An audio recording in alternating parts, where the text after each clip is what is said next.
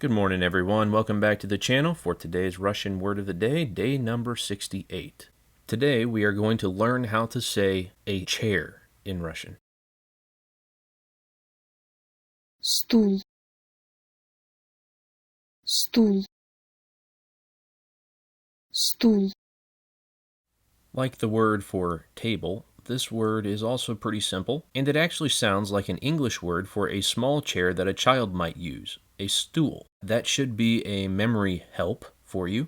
Just make sure that you don't get stool confused with stol that we learned yesterday. Stol would be table, and stool would be chair. Thanks for watching, everyone. I hope you enjoyed the video.